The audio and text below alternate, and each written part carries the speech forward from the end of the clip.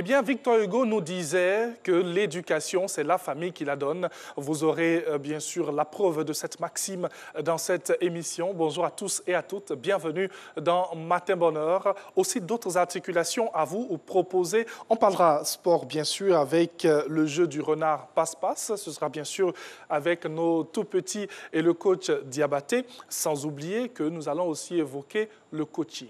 Incursion aujourd'hui dans le mentorat ou le mentoring. Qu'est-ce que c'est qu'un mentor? Qu'est-ce qu'il faut prendre en compte lorsqu'on parle de mentoring? Eh bien, vous aurez les éléments de réponse avec notre coach Serge Coucougnon dans cette émission. Influent aujourd'hui va nous permettre de baigner dans l'art. L'art avec M. Bomou Mamadou, et oui, une seule personne qui regroupe l'art en elle-même, voilà. Et aussi, le rituel matinal vous sera proposé dans ce numéro de Matin Bonheur. Voici les différentes articulations, sans oublier les informations qui vont démarrer après la couleur du temps. Nous tenons juste à vous dire qu'il pleut, donc vigilance sur nos routes. La chaussée est glissante, il faudra faire attention. À tout de suite.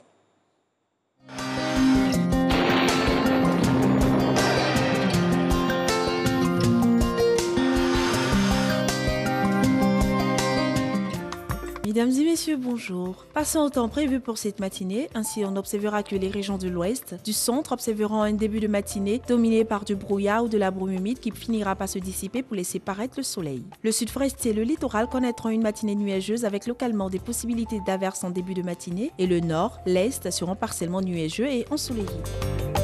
Les températures prévues pour cette matinée afficheront 25 degrés à Abangourou, 26 degrés à Abidjan, 25 degrés à Adiaké, 23 degrés à Bondoukou, 22 degrés à Boaké, 23 degrés dans les villes de Bouna, de Boundiali, de Daloa, de Dimbokro et enfin de Kagnoa, 22 degrés à Tendu à Guiglo, 24 degrés à Korogo, 23 degrés à Mans et Odiéné, 24 degrés à San Pedro, 25 degrés à Sassandra, 24 degrés à Soubré, Tabou et Tiasalé, 23 degrés à Touba et à Yamoussoukro. Pour cet après-midi, les régions du nord-ouest, de l'ouest et du centre observeront en milieu ou en fin de période des orages accompagnés d'averses de pluie. Dans le sud-ouest et sur les régions du littoral, l'effet combiné de l'humidité et de l'insolation donnera des orages isolés avec des possibilités d'averses de pluie. Partout ailleurs, le temps sera partiellement nuageux et ensoleillé.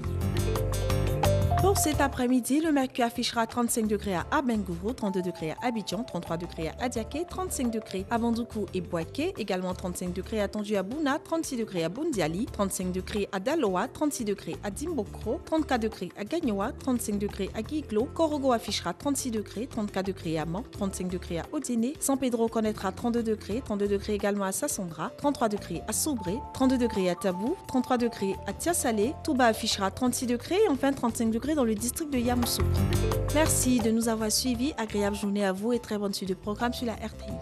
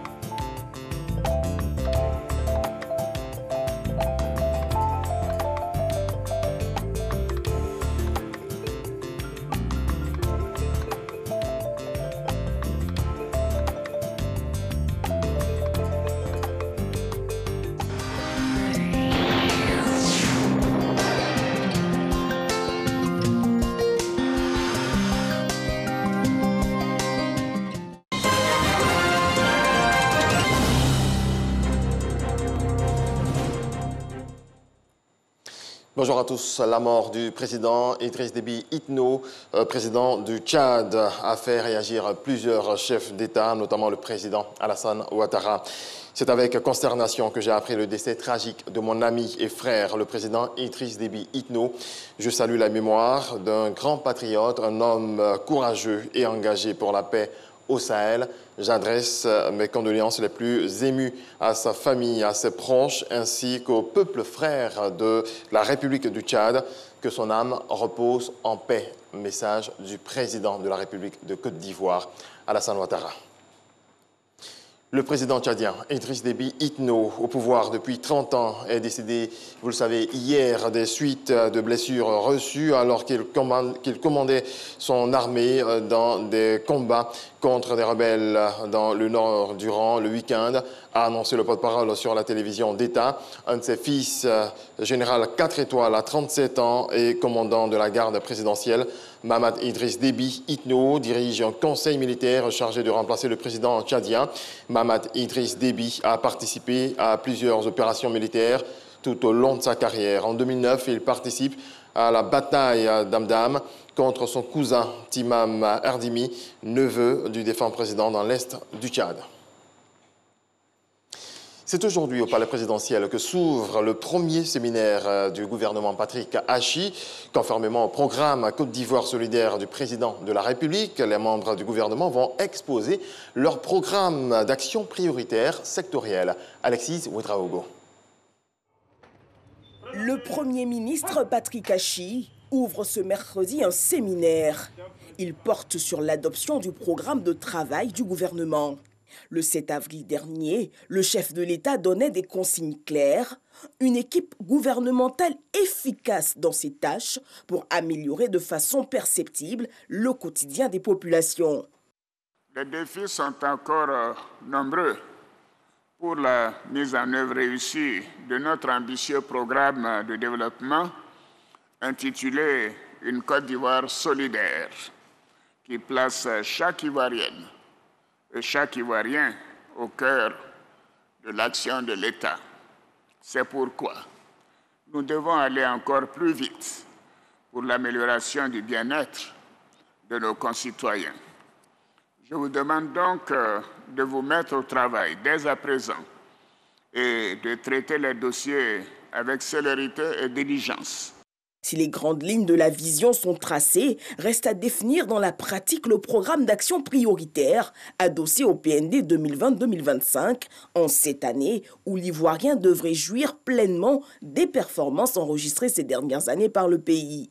Ce séminaire, dont les travaux sont prévus du 21 au 23 avril prochain, sera un grand oral des ministres qui devront présenter et défendre les actions majeures à réaliser les mois à venir. Et le chef de l'État a été très précis sur le suivi strict qui sera fait pour en garantir l'efficacité. Je vous demande, Monsieur le Premier ministre, de me produire régulièrement un document d'évaluation du travail des différents membres du gouvernement. Coopération, défense, sécurité, emploi, gouvernance, les départements ministériels devront présenter des programmes à impact concret sur le bien-être des populations qui, elles, en attendent beaucoup. En ce mois de Ramadan, le président de la République, comme à l'accoutumée, a fait un important don au COSIM. Le don a été remis par le conseiller spécial du président chargé des cultes et des affaires sociales. Le reportage de Kone Parkassoro.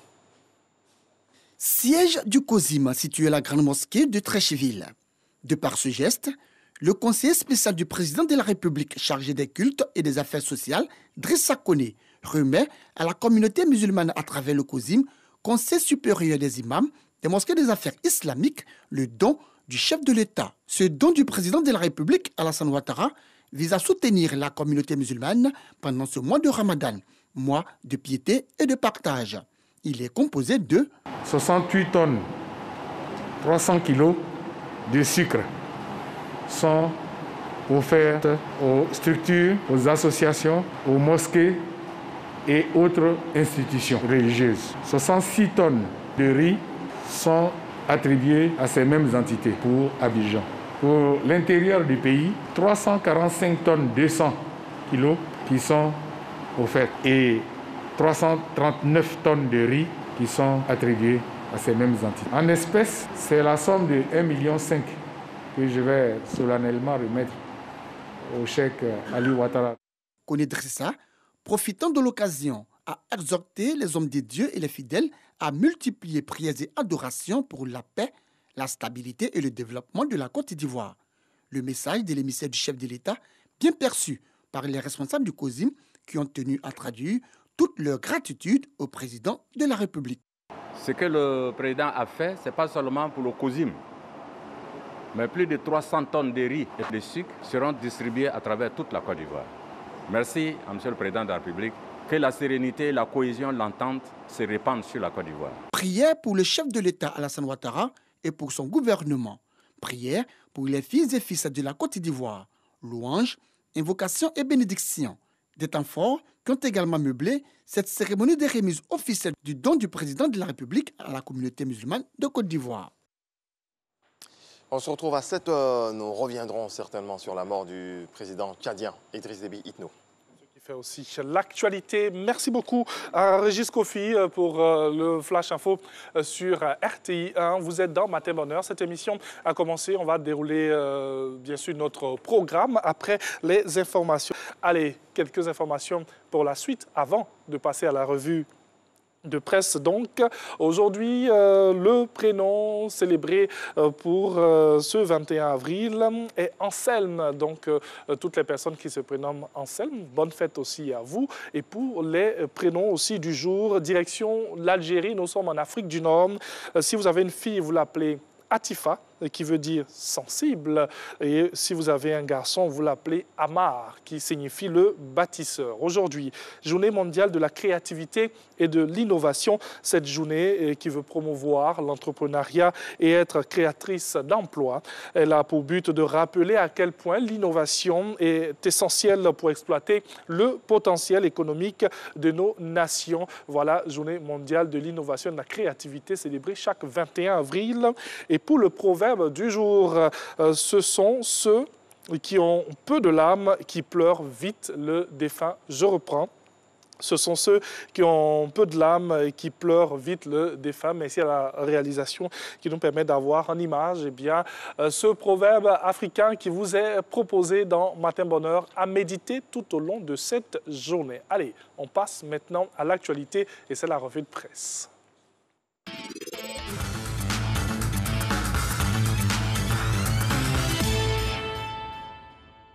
Nous sommes en sa compagnie, c'est toujours un plaisir. Bonjour Renaud. Bonjour Oswald. Alors, nous commençons cette revue de presse avec cette information. Le président tchadien est décédé hier. Oui, à en croire le porte-parole de l'armée tchadienne qui a annoncé la nouvelle. Il a succombé aux blessures qu'il a contractées pendant des combats ce week-end. Le président de la République, Alassane Ouattara, a salué la mémoire de l'illustre disparu en le qualifiant d'homme courageux.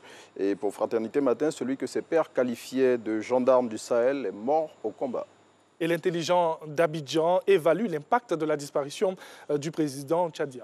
Oui, le confrère fait un décryptage des enjeux internes et externes de la disparition d'Idriss Déby Itno au niveau du Tchad. Il note que tout l'enjeu réside désormais au niveau du climat qui va régner dans le pays au moment où le Tchad fait face à une rébellion interne. Et au niveau régional, l'intelligent d'Abidjan indique que tout va se jouer au niveau du maintien de la stabilité et de la paix quand on sait le rôle majeur que jouait le président Déby dans la lutte contre le terrorisme. À noter qu'un hommage national sera rendu ce vendredi à 23 avril au président tchadien avant son inhumation le même jour à Amdjaras, sa ville natale. Nous dit-on, le président de la République marche dans les pas de Félix Houphouët-Boigny. Oui, c'est ce qu'indique l'expression. Selon le confrère, le président Alassane Ouattara marche dans les sillons tracés par le père fondateur de la Côte d'Ivoire moderne. Il en veut pour preuve toutes les infrastructures et les grands travaux réalisés depuis son accession à la tête de la Côte d'Ivoire. Plus de précision dans l'expression. Et quatrième information, rien ne va plus au PDCI. Eh bien, c'est ce qu'indique le matin. Selon le confrère, c'était chaud hier au siège du vieux parti où le secrétaire exécutif en chef a fait empêcher une conférence de presse des partisans de Bernard Ehouman, le directeur de cabinet par intérim d'Henri Konan Bédié, avec lequel il est en froid devant ce qu'il qualifie de guerre interne pour le contrôle du parti qui ne cesse d'enfler. Le matin se demande si ce conflit n'est pas entretenu par Henri Konan Bédié lui-même. Et Henri Konan Bédié, on reste avec cette personnalité qui a reçu l'ambassadeur de France en Côte d'Ivoire. Oui, Jean-Christophe Béliard a eu une séance de travail avec le président du PDCI hier. Le diplomate français, selon le Nouveau Réveil, a dit être porteur d'un message du président français Emmanuel Macron pour Henri Konan Bédié. Il a indiqué aussi avoir échangé avec le président du PDCI sur ce qui reste à faire pour le retour de la sérénité et du dialogue en Côte d'Ivoire. Et c'est aujourd'hui, mercredi, que démarre la première grande activité du gouvernement Patrick Achi. Oui, tout à fait. Pendant 3 jours, au palais présidentiel d'Abidjan, le Premier ministre et son équipe vont participer à un séminaire gouvernemental sur l'adoption du programme de travail du gouvernement, en abrégé PTG 2021. Cette activité, selon l'expression, va permettre de tracer les grandes lignes de l'action gouvernementale en lien avec le programme Côte d'Ivoire solidaire du président de la République. Et prenons la direction de l'hémicycle. L'Assemblée nationale est sous haute tension. Oui, c'est ce que nous dit Soir Info, à en croire le confrère. Cette situation est née de la volonté d'Adama Bictogo, vice-président de l'institution, qui assure actuellement sa présidence plutôt, en l'absence d'Amadou Soumaoro. Et donc, cette volonté d'Adama Bictogo de mettre en place les 6 commissions de la Chambre basse du Parlement, bien que les textes du Parlement le lui permettent, cette situation a provoqué une levée de bouclier de l'opposition pour laquelle cela doit se faire sous la houlette du président statutaire de l'institution et non en son absence. Et on reste à l'Assemblée nationale et l'on nous dit que les députés suppléants ne sont pas contents.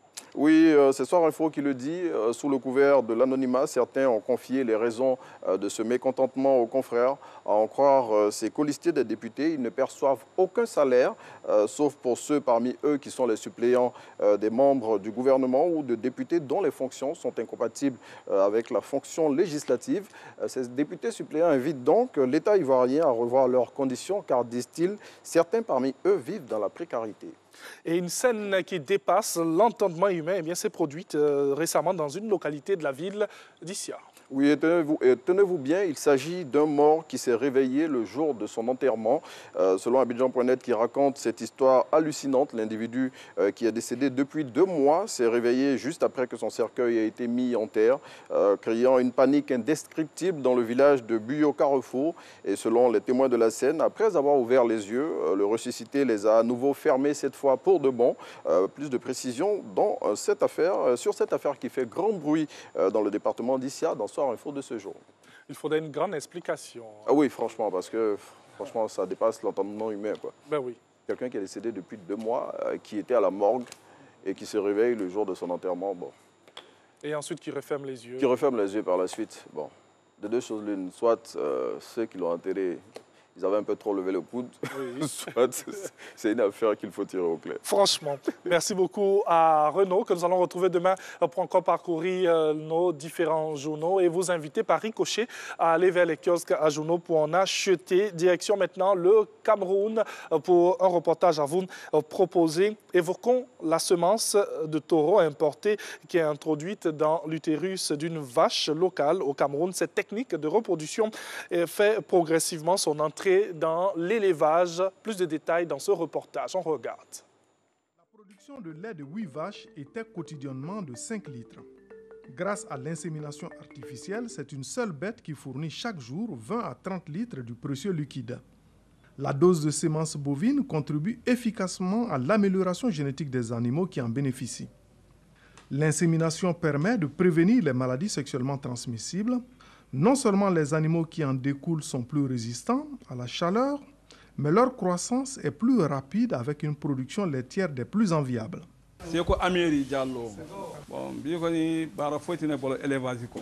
Mon travail a toujours été l'élevage. Le changement vient de ce que certains appellent le métissage. La race Holstein produit beaucoup de lait. La Montbéliard, c'est à la fois du lait et de la viande. J'ai choisi la Holstein pour sa grande production de lait. Grâce à l'insémination artificielle, avec un petit nombre de bêtes, on a un important intérêt. C'est la qualité et non la quantité. Avec 10 bœufs, on peut avoir plus de 150 litres par jour. Les petits grandissent très vite.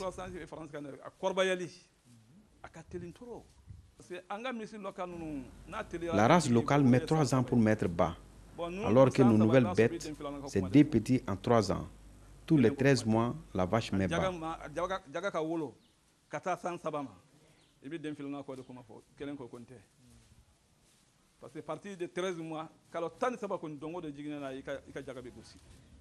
L'agro-éleveur reconnaît que la recette mensuelle de la vente de lait est de plus de 2 millions de francs CFA.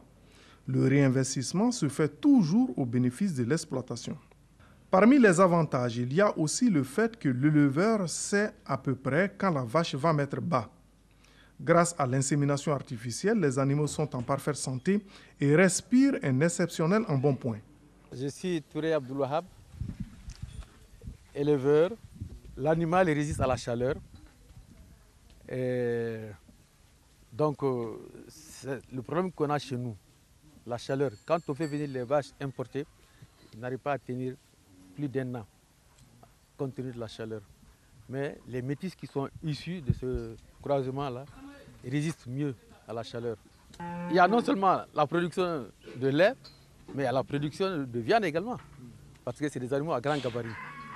Donc nous avons des taurions, des taureaux qui peuvent atteindre 700 kg, 800 kg. Moi, je traite une douzaine de vaches qui me donnent dans les 200 litres par jour. Et par mois, j'ai 2 40 000, 2 55 000. Mais je vends le lait à 2 millions. Si tu fais la différence, moi les autres charges, les salariés, les bergers, mon vétérinaire, il me reste un bénéfice net de 500 à 600 000 francs.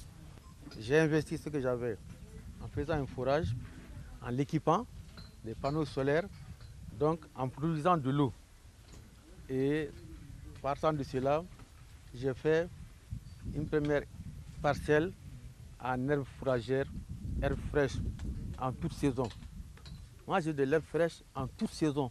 Il fallait entretenir une bête pendant 7 ans pour que son poids atteigne 200 kg. Avec l'insémination artificielle, en un an, l'animal pèse 250 kg.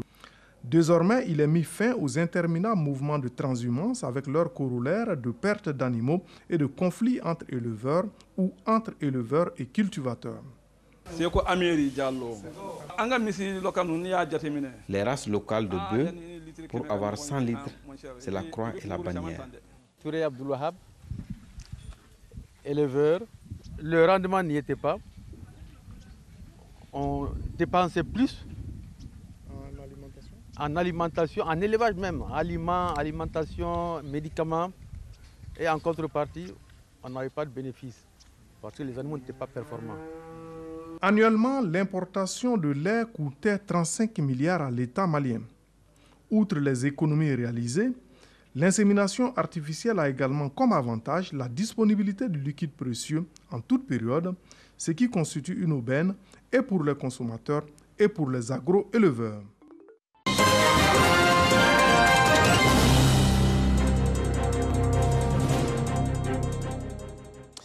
Bonjour à tous. Les obsèques nationales du président tchadien Idriss Déby Itno, tué lundi en dirigeant des combats de son armée contre des rebelles, auront lieu ce vendredi 23 avril à N'Djamena, avant son inhumation dans sa région natale, dans l'extrême est, a annoncé la présidence ce mardi 20 avril. Les obsèques auront lieu à la grande place centrale de la capitale en présence de chefs d'État et de gouvernement des pays amis, selon le communiqué du protocole de la présidence. Tout juste après l'annonce de la mort du président tchadien, plusieurs chefs d'État et de gouvernement se sont prononcés. Le président de la République, Alassane Ouattara, a tweeté « C'est avec consternation que j'ai appris le décès tragique de mon ami et frère, le président Idriss Déby Itno. Je salue la mémoire d'un grand patriote, un homme courageux et engagé pour la paix au Sahel. J'adresse mes condoléances les plus émues à sa famille, à ses proches, ainsi qu'au peuple frère de la République du Tchad. Que son âme repose en paix. » Message du président Alassane Ouattara. Une autre réaction, celle de la France. La France qui perd un allié essentiel dans la lutte contre le terrorisme au Sahel. C'est ce que dit la ministre française des Armées, Florence Parly, que nous écoutons. Nous avons appris avec émotion la disparition du président Idriss Déby. Et avant toute chose, je voudrais exprimer mes condoléances au peuple tchadien, mes très sincères condoléances. Je dois dire que la France perd un allié essentiel dans la lutte contre le terrorisme au Sahel. Le président Déby, qui assurait la présidence du G5 Sahel depuis quelques semaines maintenant, était très engagé dans cette présidence. Il avait notamment pris la décision de déployer le bataillon tchadien, un bataillon de 1200 hommes dans la zone des 3 frontières. Ils sont en colère. Des centaines de lycéens se sont réunis tôt lundi à Mamoudzou pour battre le pavé et crier leur soif de justice après la mort de l'un des leurs jeudi, une semaine après l'attaque fatale d'un autre lycéen dans le nord de Mayotte. 5 jeunes élèves du lycée Bamana ont été mis en examen dimanche pour assassinat et sont détenus au centre pénitentiaire, a indiqué le procureur. Elle fut l'une des premières victimes d'inceste à témoigner à visage découvert à la télévision. Eva Thomas raconte à l'AFP, 35 ans après son long combat vers la paix intérieure, retrouvée après s'être battue comme une guerrière. Réaction. Je me souviens que je suis allée à cette émission un peu comme on se jette dans le vide, mais que c'était quelque chose que j'avais décidé et que je le faisais. Et je le faisais pour les autres, pour tendre la main à toutes les personnes qui avaient vécu les mêmes problèmes que moi dans la solitude la plus absolue. La grande traversée que j'ai faite en écrivant le viol du silence, à la fois c'était douloureux et c'est ce qui m'a construit. Je me suis reconstituée dans l'écriture. Et en fait, ça a été puissant comme je sais pas, comme pouvoir de réparation aussi, parce qu'il me demandait pardon, parce qu'il avouait. Et à partir de ce moment-là, je pouvais reprendre une relation vraie avec mes parents et avec mes frères et sœurs, puisque c'était dans la vérité. Il n'y avait plus de mensonges, il n'y avait plus d'hypocrisie, il n'y avait plus de silence, il n'y avait plus d'interdit de parler. C'était clair, quoi. Je n'ai pas vécu ma vie comme une victime du tout. Je dirais que je l'ai vécue comme une guerrière, peut-être, une battante, voilà, mais pas comme une victime, quoi.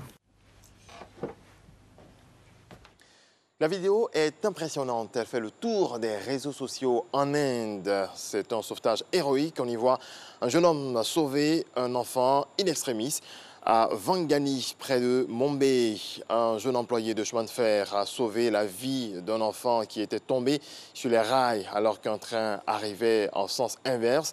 Le jeune homme n'a pas hésité un instant et s'est dirigé vers le garçon pour le hisser quelques secondes avant que le train ne le frôle. La performance du jeune homme a été repérée car le ministère a diffusé les images de la vidéosurveillance sur Twitter. Il est devenu la fierté de son peuple grâce à son exploit. Un super-héros. Parlons à présent d'un autre super, celui-ci semble être mort-né. La Super League en football, les Anglais ont tiré les premiers sur la compétition créée par des clubs riches en vue de concurrencer la Ligue européenne des champions et de concert avec après Manchester City. Un peu plus tôt dans la soirée, Liverpool, Arsenal, Tottenham et Manchester United ont annoncé quasiment en même temps, peu avant minuit ce mardi, qu'ils se retiraient tous du projet de Super League en publiant chacun un communiqué sur les réseaux sociaux, soit 5 des 6 clubs de Premier League, fondateurs de cette ligue fermée. Chelsea a rejoint tout ce beau monde dans la nuit. Merci de votre attention, très belle journée à vous. Merci beaucoup à Régis Kofi. Question rapidement avant de partir, vous retirez aussi de la Super League? Nous, c'était pour le plaisir du football. On allait regarder plus de matchs et puis bon, plus de compétition, mais tant mieux. Réponse très maîtrisée. Merci beaucoup. Deuxième heure de cette émission. Nous allons maintenant parler coaching avec notre consultant que vous connaissez bien, Dr Serge Koukouyon, dans quelques secondes.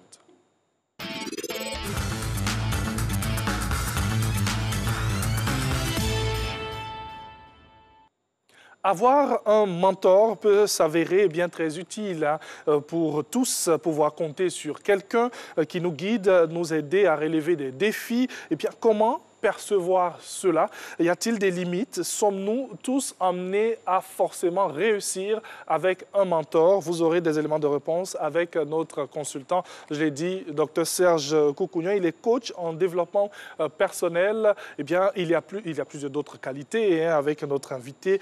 Avoir un mentor pour réussir. Bonjour, bienvenue. Bonjour, Oswald, merci.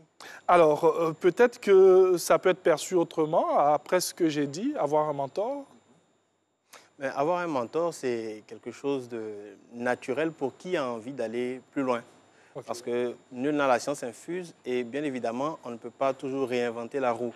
On arrive dans un domaine d'activité, on veut gagner du temps, on veut aller plus vite, on ne veut pas commettre les erreurs que d'autres ont eu à commettre avant nous. On s'inspire d'un mentor pour avancer. C'est qui le mentor? Alors, le mentor, c'est une personne qui a de l'expérience dans le domaine que nous voulons embrasser. C'est un dévancier. C'est une personne qui a fait ses preuves. C'est une personne qui a connu un certain succès et qui est disposée à transmettre son savoir. Bien évidemment, si le mentor n'est pas disposé à transmettre, on ne peut pas s'en inspirer ou on ne peut pas l'avoir pour mentor. C'est parce qu'il y a le fait qu'il transmet qu'on s'accroche à lui, qu'on s'accroche à ce qu'il a posé comme pas. Donc, on marche dans les pas d'un mentor. Il y a un proverbe africain qui dit que ce que le vieux voit assis, le jeune ne le voit pas même debout. Oui. Donc, pour dire que c'est l'expérience qui fait la différence avec le mentor. Voilà. On a un seul mentor ou on a plusieurs mentors? Tout va dépendre du domaine ou des compétences recherchées, de ce qu'on a envie d'atteindre.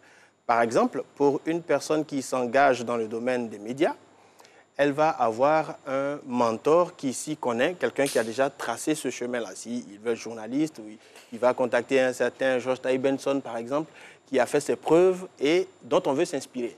Si cette personne-là s'engage dans le domaine du business, oui, elle n'ira pas nécessairement vers la même personne. D'autant plus que cette personne-là n'est pas censée avoir eu des compétences dans ce domaine. Donc, une chose importante à préciser, c'est qu'on ne peut pas juste regarder les cheveux blancs d'une personne pour estimer qu'elle peut être notre mentor pour tout ce qui concerne notre vie. Non, attention, il faut vraiment faire attention au domaine de compétences de la personne vers qui on se tourne. Alors, est-il primordial d'avoir un mentor? Sinon, pourquoi avoir un mentor?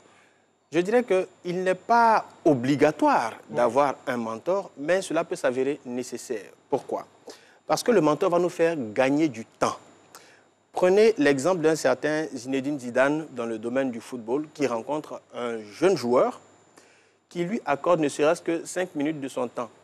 Vous verrez que dans ces 5 minutes de temps, si le jeune joueur pose les bonnes questions, il pourra gagner de nombreuses années d'expérience, rien qu'avec ces quelques conseils-là. Oui. Vous prenez le cas d'un artiste comme Mewé, qui a plusieurs années de carrière et qui rencontre un jeune.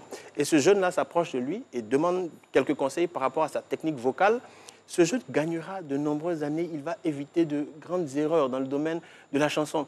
Donc, vous voyez, qu'en venant vers un mentor ou en ayant un mentor, on gagne du temps. Deuxièmement, le mentor, de par sa position dans l'organisation ou dans le domaine où on veut se lancer, il a des connexions. Il peut nous faciliter la progression dans notre domaine ou dans la structure où on a envie d'évoluer. Donc, ces deux raisons-là font qu'un mentor devient nécessaire pour qui a envie d'aller vite, pour qui a envie d'aller sûrement. On va évoquer rapidement certaines nuances avant de poursuivre dans notre sujet. La différence entre un mentor, un parrain, un coach. Alors, oui, le mentor peut être un parrain. Oui. Le mentor peut agir comme un coach. Mais un coach n'est pas systématiquement un mentor parce que le mentor se met plus dans la posture du conseil. Okay. Voilà. Le mentor est celui qui est censé avoir fait déjà les choses, avoir déjà eu l'expérience dans le domaine, alors qu'un coach peut vous accompagner alors même qu'il n'a pas d'expérience dans le domaine où vous exercez. Parce que le coach a une approche qui est différente, il a un processus qui lui permet d'être agile, peu importe le domaine, et le coach ne vous propose pas de solution en tant que tel. Le coach, par son processus de questionnement, vous amène à sortir ce qu'il y a de meilleur en vous, et ainsi, quel que soit le domaine dans lequel vous êtes, vous pouvez trouver la voie, vous pouvez trouver les réponses. Alors que le mentor, il a obligation d'avoir déjà parcouru le chemin, donc il peut vous dire, attention, ici, il y a tel piège, ici, il y a telle chose qu'il faut éviter. Ça, c'est la différence qu'on peut faire entre le mentor et le coach. Et comme je l'ai dit, le mentor peut également faire office de parrain, c'est-à-dire qu'il donne sa caution pour que quelqu'un puisse se hisser à un certain niveau. Il devient le protecteur Tout en indiquant que cela est nécessaire d'avoir un mentor. Le mentor va nous accompagner dans notre cheminement, il va nous donner des conseils et tout qui vont nous permettre d'éviter certains obstacles. Et, à quel moment il intervient dans notre vie ou nous-mêmes à quel moment on sent qu'on en a besoin? On sent qu'on a besoin d'un mentor lorsque on arrive dans un secteur où on n'a aucune visibilité. Deuxièmement, on peut sentir qu'on a besoin d'un mentor lorsqu'on arrive dans un secteur qui est tout neuf. On peut avoir de la visibilité, mais c'est tout neuf.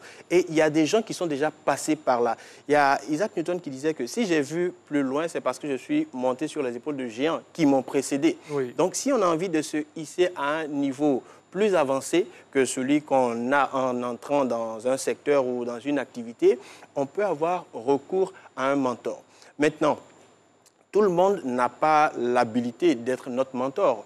On ne va pas tout de suite se tourner vers celui qui a nécessairement eu beaucoup plus d'années, mais est-ce qu'il a réussi dans le domaine? C'est clair. Est-ce qu'il a réussi? C'est d'ailleurs pourquoi on ne prend pas les conseils de tout le monde. Non. Certaines personnes vont se dire « Ah oui, telle personne, comme elle a les cheveux blancs, donc c'est que c'est probablement une source de sagesse. » Ce n'est pas vrai. Un mentor peut être moins âgé que nous. Ah, OK. Oui, un mentor peut être moins âgé que nous selon l'expérience qu'il a dans le domaine. Ce n'est pas l'âge qui fait le mentorat, c'est l'expérience qui fait le mentorat. Donc, lorsqu'on arrive dans un domaine et qu'on n'a pas les des franches ou qu'on ne voit pas très bien la voie qui va nous permettre de nous hisser à un certain sommet, on peut avoir recours à un mentor ou on peut s'accrocher à un mentor pour pouvoir avancer. Moi, j'aime bien le mot « s'accrocher ». Je reste un peu dans mon domaine, dans la communication. On aime s'approcher des aînés pour être à leur côté, savoir un peu comment ça fonctionne et tout. Faut-il le demander ou cela se fait naturellement? Il y a deux paramètres à prendre en compte. Premièrement, il est possible de demander d'avoir ou d'être le mentee d'un mentor. C'est possible.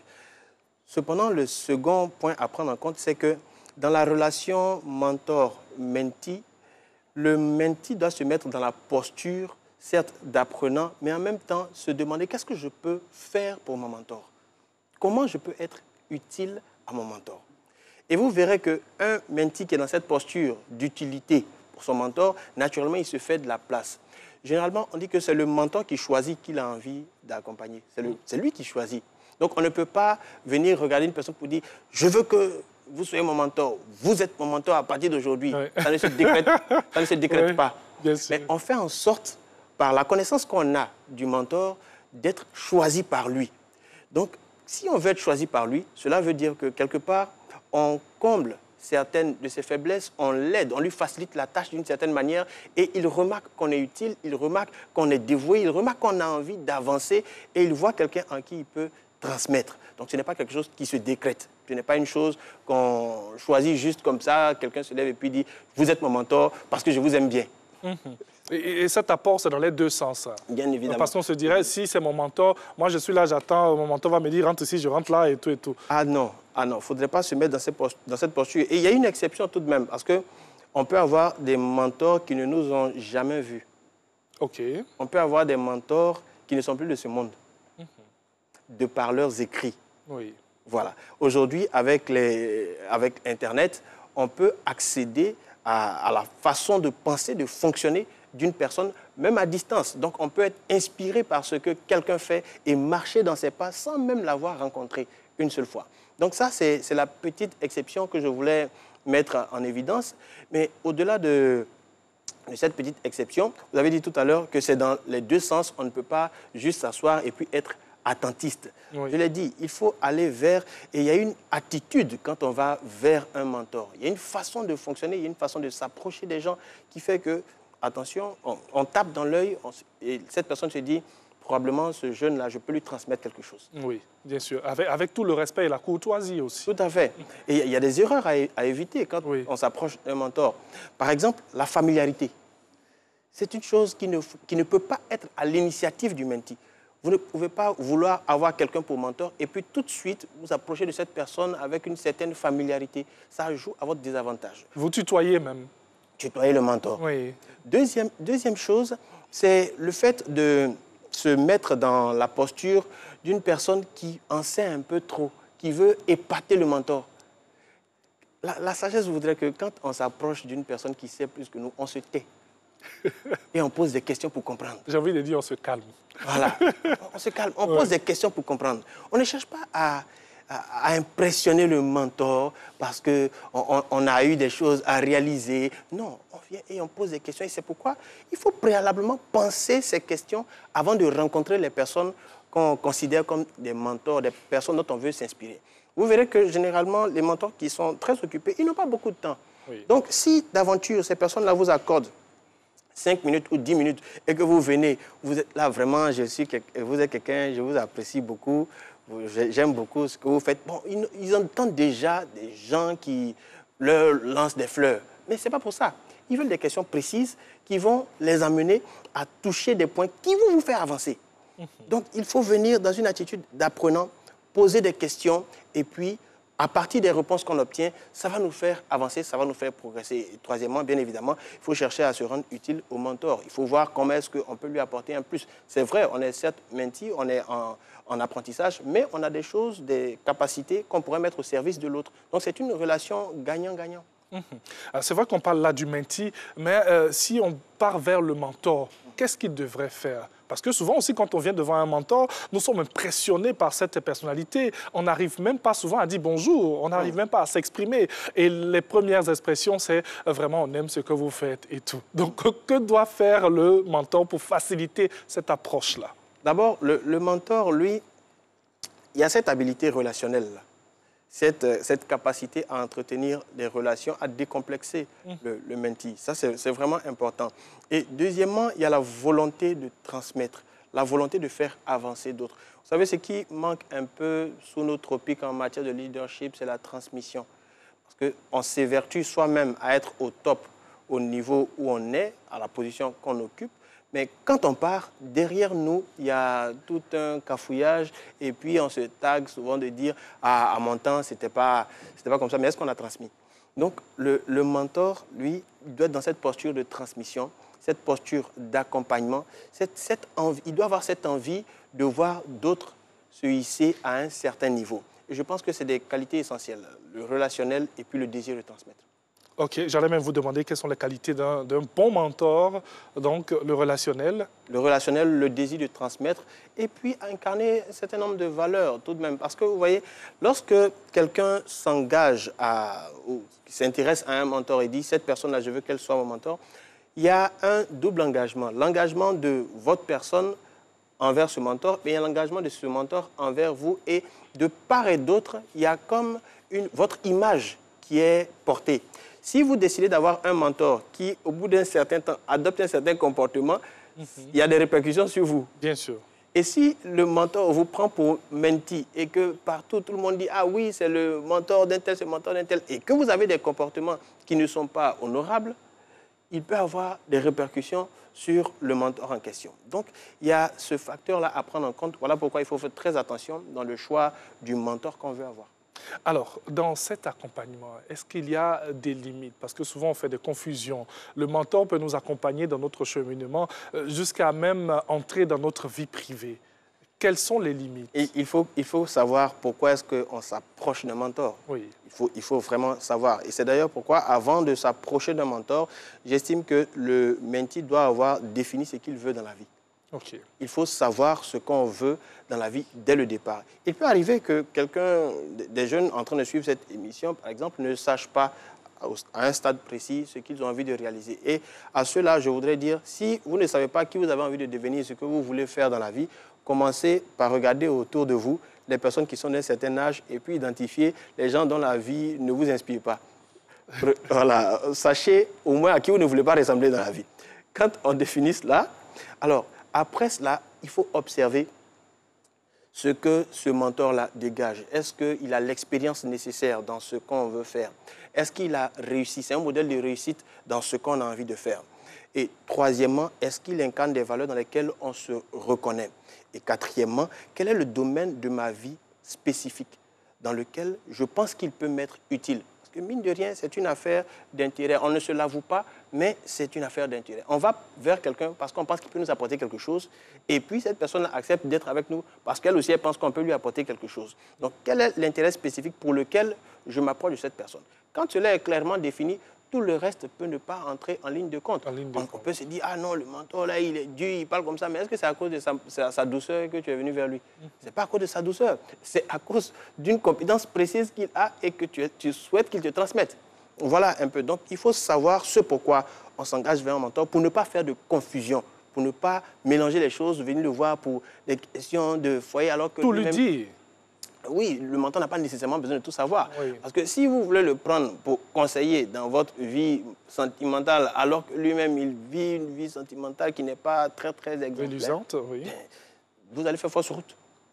Voilà un peu. Donc, il faut savoir clairement ce pourquoi on se tourne vers un mentor. Alors, on va maintenant en venir à ce lien que nous avons dans notre sujet, le mentor pour pouvoir réussir. Est-ce que si on a un mentor, on est amené forcément à réussir? Pas obligatoirement, oui. Mais le mentor peut faciliter notre réussite, peut nous aider à gagner du temps, comme je l'ai dit, et peut nous aider à éviter certaines erreurs. Vous savez, on n'a pas tout le temps dans cette vie pour faire toutes les erreurs. Si on a vécu trop longtemps, pour les plus robustes, c'est 120 ans, sinon 80, 90 ans. Mais même en 80, 90 ans, on n'aura pas tout le temps de faire toutes les erreurs. La sagesse voudrait qu'on puisse s'inspirer des erreurs des autres. Donc, ne pas refaire les mêmes choses, les choses qui les ont fait échouer. Il y a cette anecdote-là d'un jeune qui demande à son père, qui est à la retraite et endetté, « Mais papa, comment faire pour ne pas arriver aussi à la retraite et puis avoir à courir pour régler les dettes ?» Et puis son père lui dit, « Chacun s'est fait son expérience de la vie. » Donc, en fait, là, on comprend que le père n'a pas voulu être un mentor pour son fils. Mais le mentor peut nous permettre, par ses conseils avisés, d'avoir les étapes nous conduisant au succès. Mais si on n'applique pas ce qu'il nous dit, on peut échouer. Et même si on applique ce qu'il nous dit, on peut connaître quand même des échecs. Donc ce n'est pas la garantie de réussite absolue, mais c'est un moyen qui peut nous aider à avancer. Alors, vous avez dit qu'on peut avoir un mentor sans connaître le mentor à travers peut-être les livres, les écrits, Internet et tout. Mais si on a ce mentor qui est devant nous physiquement, permettez-moi d'être dans les détails. Est-ce qu'il y a une fréquence pour pouvoir voir notre mentor? Est-ce qu'il y a des moments assez précis? Qu'est-ce qu'il faut privilégier? Alors, ça va dépendre de sa disponibilité. Oui. On se soumet en général à la disponibilité du mentor parce qu'on n'est pas censé lui imposer quoi que ce soit. Voilà. Et nous aussi, ça suppose qu'on est quand même un peu occupé parce que le mentor n'est pas notre copain de quartier. Oui. Le mentor, j'ai dit tout à l'heure qu'il ne faut pas avoir une attitude familière vis-à-vis du mentor. Il faut quand même garder un certain respect. Et dans un livre saint, il est dit « Mets rarement le pied chez ton prochain de peur qu'il ne soit rassasié de toi et qu'il te haïsse ». Donc, il faut savoir quand même trouver la juste mesure selon le planning du mentor et puis selon le nôtre. Vous êtes sur Matin Bonheur et vous suivez le coaching avec Dr Serge Koukounion. Avec lui, on parle d'avoir un mentor pour pouvoir réussir. Nous avons terminé nos échanges. Que retenir?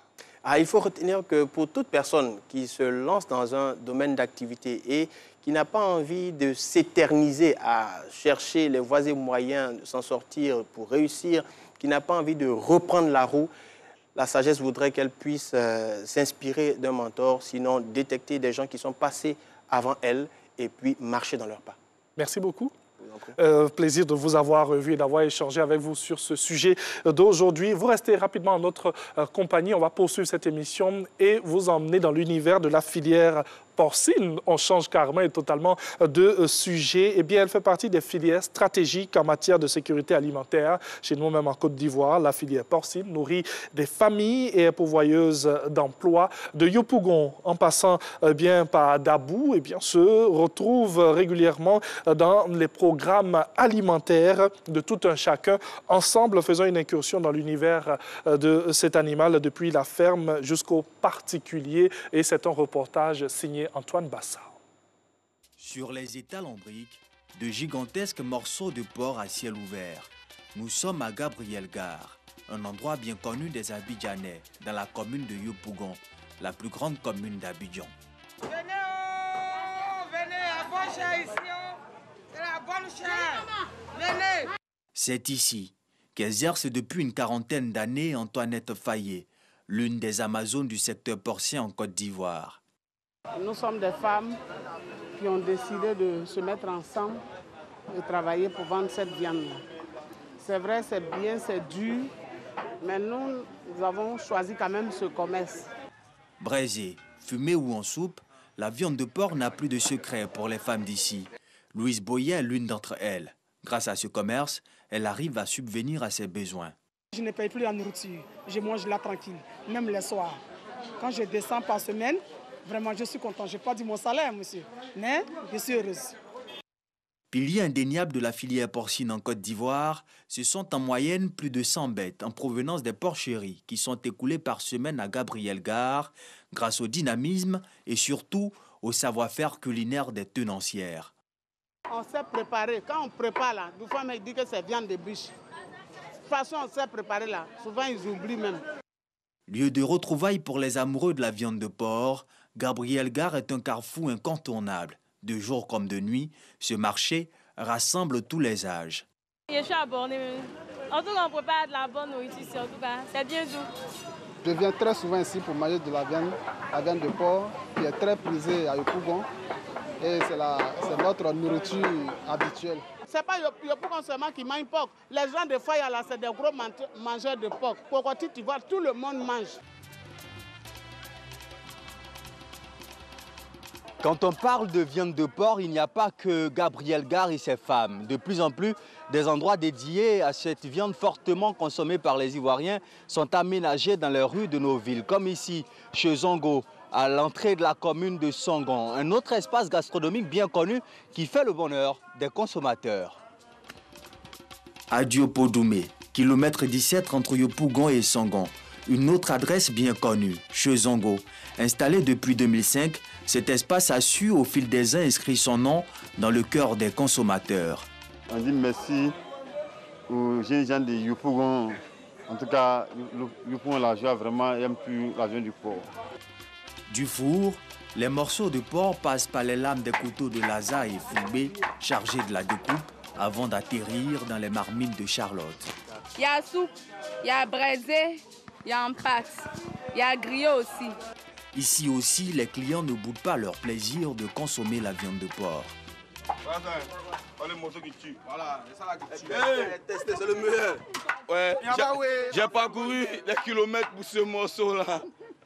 Pour ce morceau-là, l'intestin. Après ça, c'est demain matin. D'autres disent que c'est la viande qui a été maudite par, je sais pas. Bon, moi, je n'en sais rien. C'est ça, c'est bien sûr, moi, si j'ai l'envie de prendre la viande de porc, je viens prendre la viande de porc. D'où proviennent ces porcs quotidiennement consommés dans les maquis et les espaces dédiés? Dans quelles conditions sont-ils élevés? Pour le savoir, nous nous sommes rendus dans l'un des viviers de l'élevage, à Zaguié, à une dizaine de kilomètres d'Abidjan, dans le village d'Abé. C'est ici que Bernard Kouakou et les siens ont décidé d'installer leur ferme porcine il y a bientôt 10 ans. Une porcherie qui compte aujourd'hui des milliers de bêtes. Augustin Maubieu est l'un des techniciens. Il a en charge le suivi des animaux et l'organisation des activités du personnel. Chaque jour, il faut nettoyer les animaux, nettoyer les déchets et puis nettoyer les loges. Parce que le premier remède, c'est la propriété. Soins pour prévenir les différentes maladies, alimentation, logistique, croisement génétique entre différentes espèces pour produire des bêtes atypiques. Les défis face auxquels les éleveurs sont confrontés sont nombreux. Je peux dire que tous les facteurs font dépenser. Parce que bon, le côté pathologie dépend de l'entretien. Quand l'entretien est bien fait, le côté pathologie, il est amoindri. Ça, c'est un facteur. Le côté aliment, parce que les animaux mangent selon leur évolution. Donc l'aliment doit être de bonne qualité, ça c'est un. Parce que ce n'est pas parce qu'on dit le porc mange tout qu'il faut donner n'importe quoi. Par mois, ce sont des centaines de porcs que Bernard Kouakou vend aux charcutiers ou aux particuliers pour un chiffre d'affaires de plus de 10 millions de francs CFA.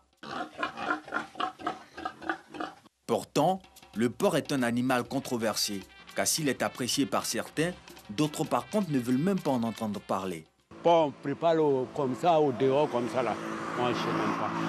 Quand tu es musulman, tu es un vrai musulman, le porc t'est interdit à consommer la viande, même à l'élever. Donc cela t'est interdit. Même à offrir la viande de porc à quelqu'un d'autre, en tant que musulman, en tout cas, c'est comme toi-même, tu as mangé la viande de ce porc-là. Quand tu vas dans les fermes, je trouve que c'est un peu sale. Donc, par rapport à ça, je préfère la viande de brousse. La filière du porc en plein essor, avec un chiffre d'affaires annuel de plus de 70 milliards de francs CFA en 2019, est un secteur à fort potentiel qui génère des milliers d'emplois directs et indirects, selon l'interprofession porcine de Côte d'Ivoire. 7h35, vous êtes sur RTI 1, vous suivez Matin Bonheur depuis 6h25. Nous sommes ensemble pour décortiquer des sujets très importants, comme ce sujet-là avec le docteur Frédéric Zabidjo. Il est psychothérapeute. Aujourd'hui, avec lui, comment réussir l'éducation sexuelle de mon enfant. C'est parti.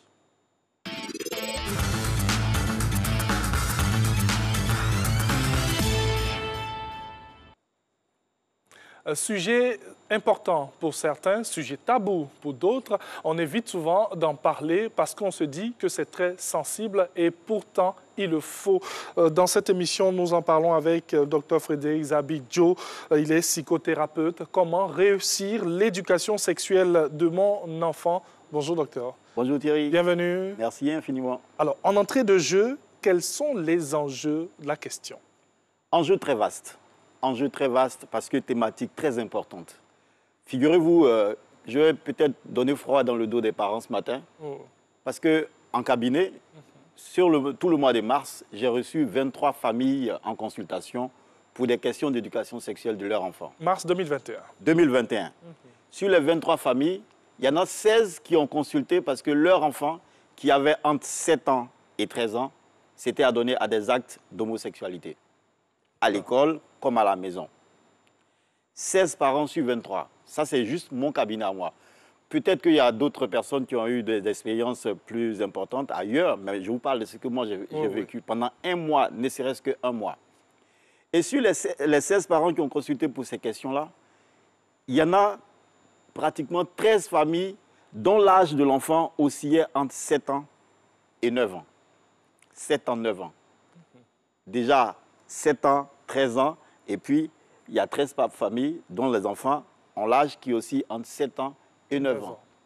7 ans, 9 ans, à la limite, l'enfant est encore laid. Mais pourquoi est-ce qu'un enfant qui, apparemment, ne devrait pas s'adonner à des actes de sexualité commence à s'y adonner? Qu'est-ce qui se passe? Qu'est-ce que les parents ne font pas suffisamment? Cette expérience que ces parents ont vécue, elle n'est pas unique.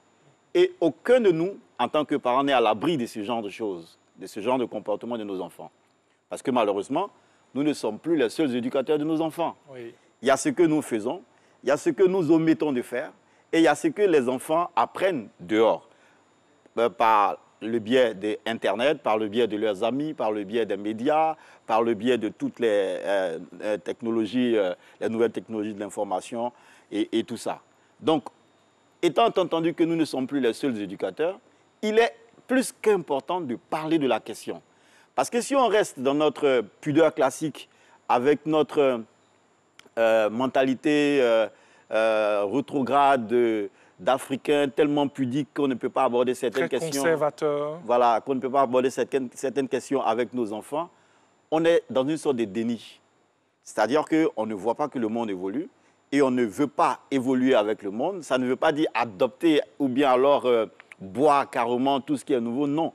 Mais c'est faire corps avec les choses telles qu'elles se présentent. Et puis, à partir de ce qui est là, à partir de la matière qui se présente à moi, comment faire les choses de sorte que mon enfant puisse être la seule bonne banane dans un régime pourri. Alors, on avance encore dans notre sujet. Que comprendre par éducation sexuelle?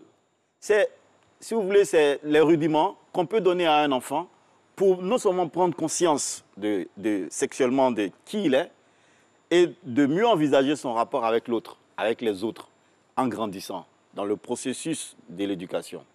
Donc, c'est de comprendre que c'est quelque chose qui est un processus. Et un processus veut dire que c'est étalé dans le temps, premièrement, et que cela se fait selon certaines méthodes progressives. Et donc, si on a compris ça, on s'est dit, bah, je ne peux pas fermer les yeux, parce que mon enfant, il naît, il évolue, il grandit dans un contexte dont je ne suis pas forcément maître à 100% à tout moment. Donc, il faut que moi, je lui donne les armes et les outils pour qu'il puisse se développer et se rendre autonome tout seul à n'importe quel âge. Voici le défi. Donc, si tel est le défi, comment faire concrètement les choses? Il faut savoir que quand l'enfant,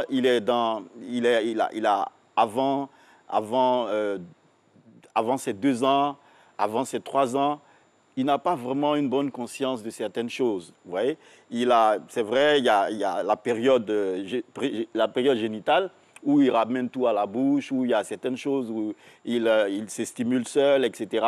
Mais passé cette période-là, l'enfant tombe dans une période de latence. Cette période de latence-là où il n'a pas vraiment une bonne conscience de la sexualité et de certaines choses.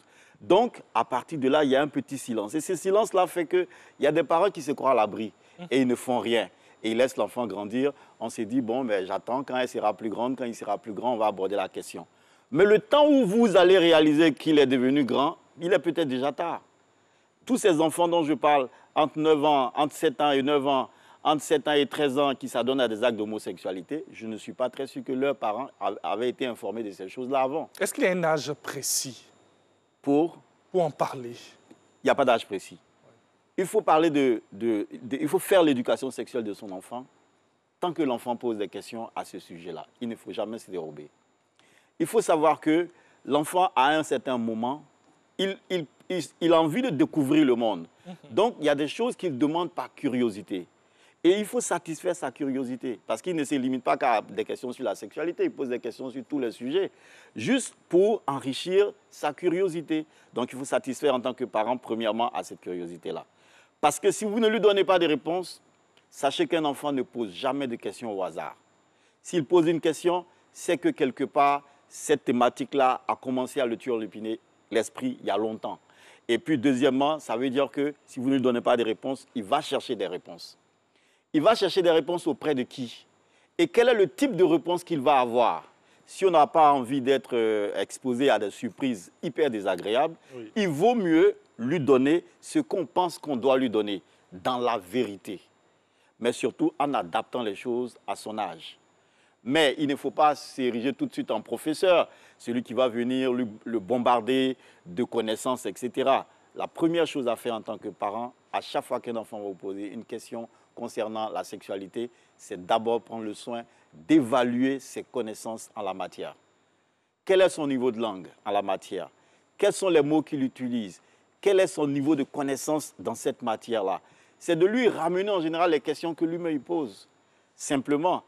Alors, il faut savoir que quand un enfant pose une question, sur la sexualité notamment, il ne le pose pas avec des arrière-pensées d'adultes. Oui. Parce que nous, on a déjà une conscience sexuelle. L'enfant, avant la mise en place de ces hormones de sexualité, il n'a pas forcément une conscience sexuelle.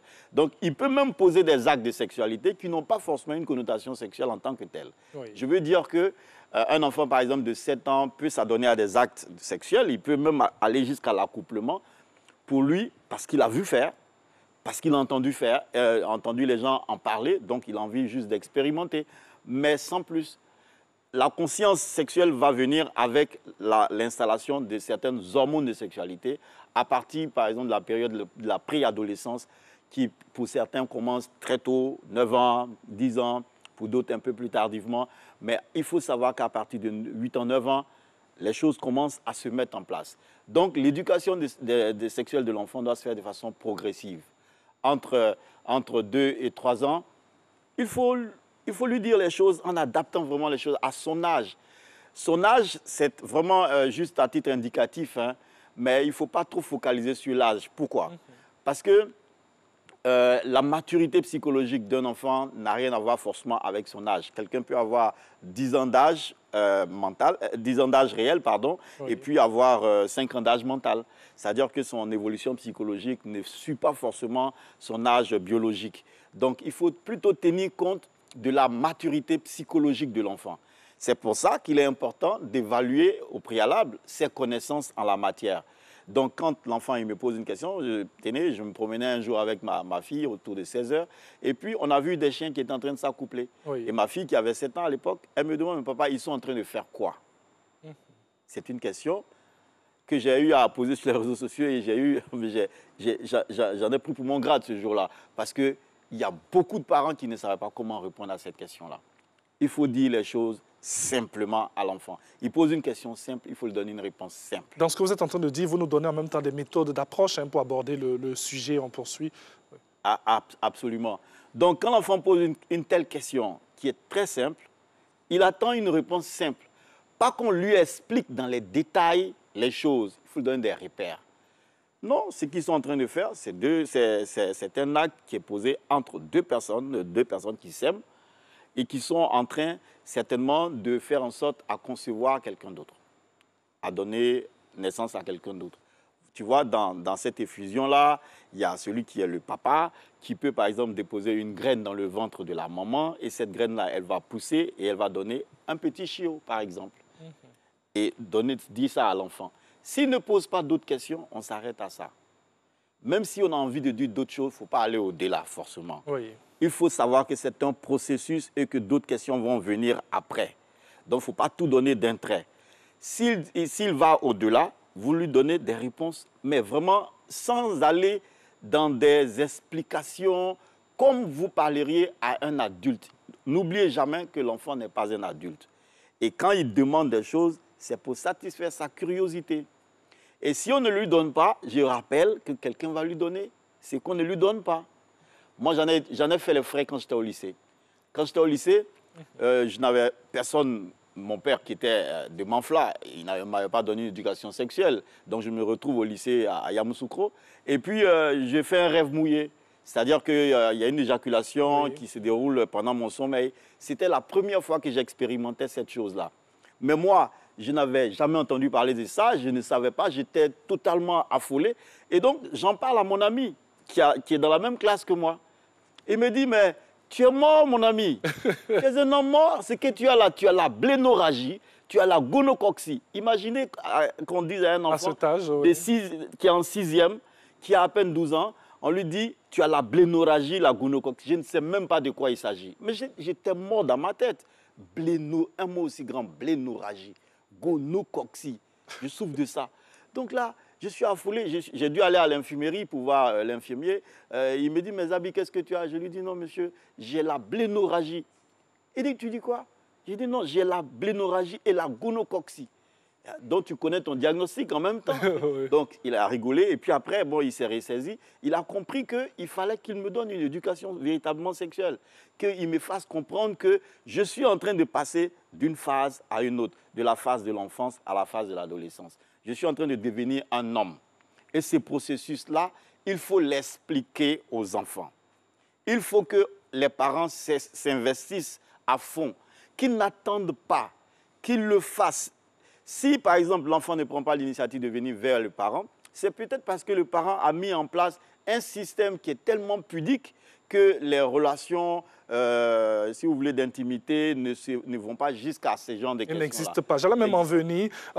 On peut avoir un enfant à la maison. On va rentrer dans les cas pratiques pour les téléspectateurs qui nous regardent en ce moment. J'ai un enfant à la maison. Je lui donne toute l'éducation qu'il faut, mais il est très introverti.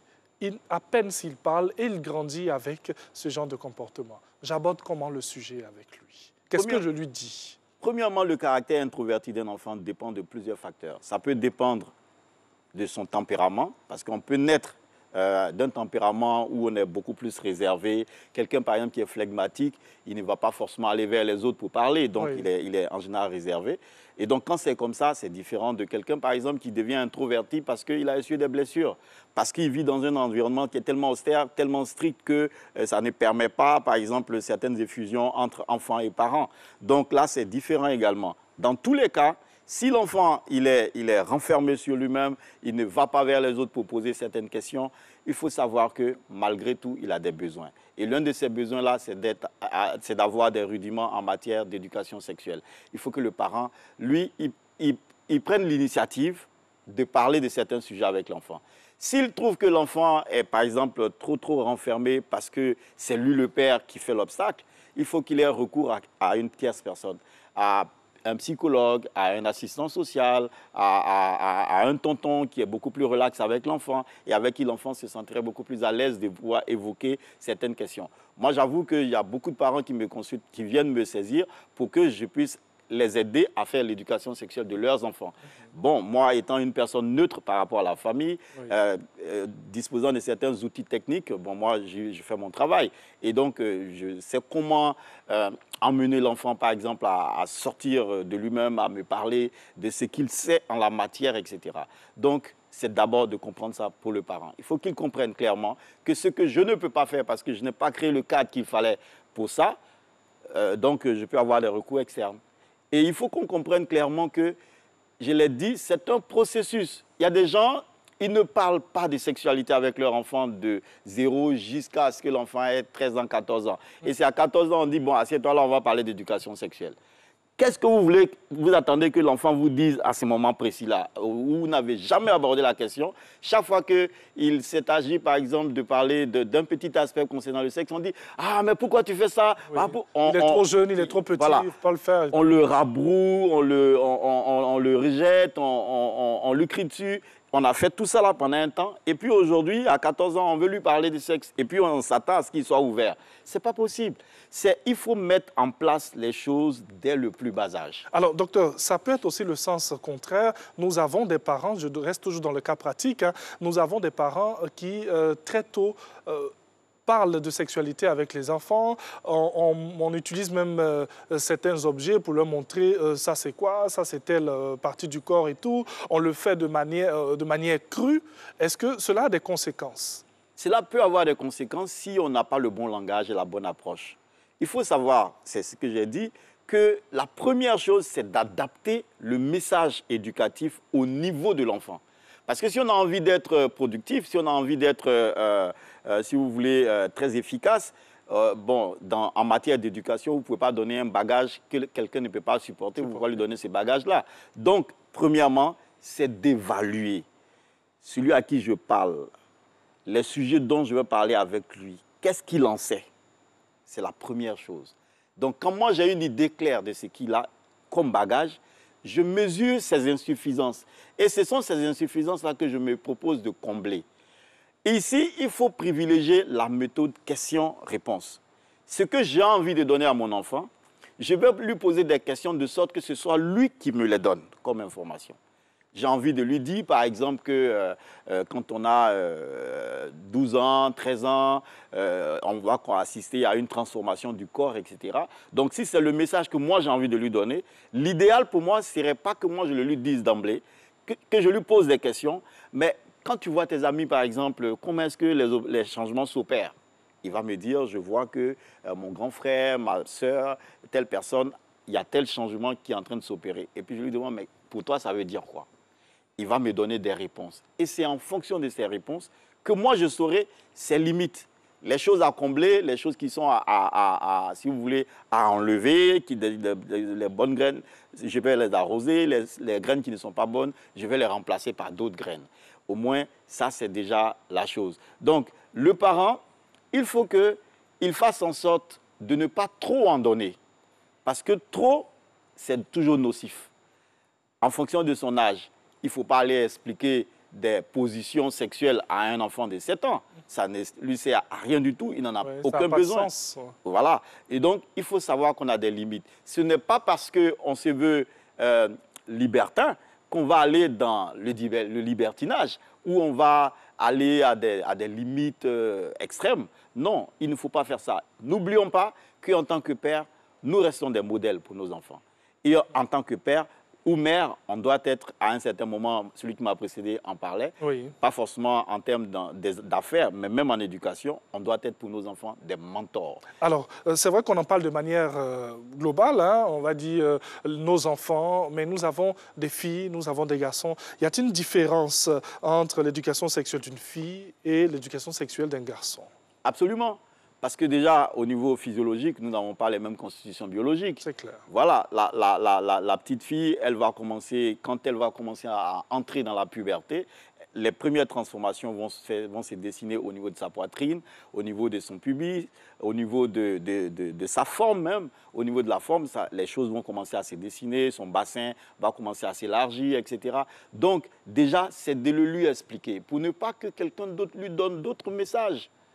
Il faut lui expliquer c'est à quoi elle doit s'attendre.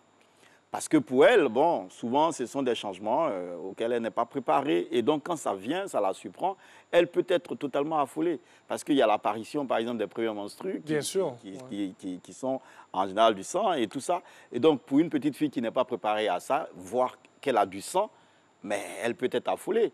Et donc, pour ne pas qu'on assiste à ce genre de choses-là, il faut déjà lui donner le message. Lui expliquer c'est à quoi elle doit s'en tenir. Et lui dire que c'est des choses qui peuvent intervenir à n'importe quel moment. Et si cela arrive, voici les dispositions qu'elle doit prendre. Et là, il ne faudrait pas que, parents que nous sommes, on se dise, mais ça, comme il s'agit d'une petite fille, c'est la tâche forcément de la maman. C'est vrai, l'idéal serait que ce soit une chose de femme entre elles et tout ça, mais ce n'est pas superflu qu'un père puisse en parler aussi avec sa fille, qu'il en parle, et qu'on crée un cadre familial pour pouvoir parler de ce genre de choses-là.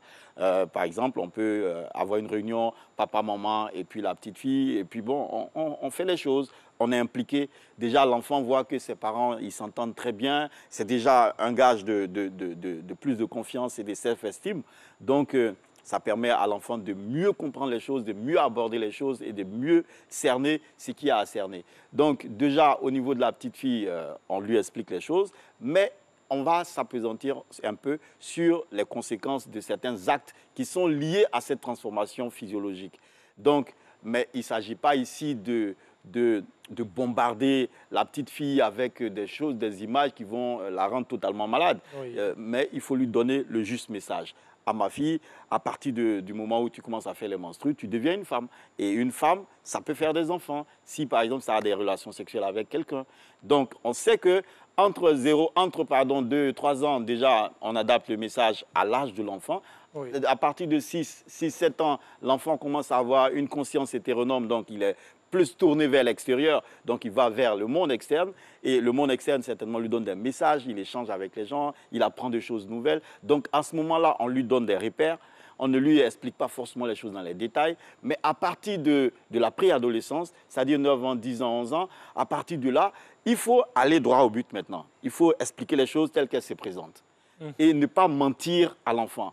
Que ce soit depuis le début jusqu'à la fin, on ne doit surtout pas mentir. Ça peut être de façon imagée, mais pas de mensonge. Pas de mensonge. Il faut dire ce qui est, mais en adaptant ça au niveau de l'enfant.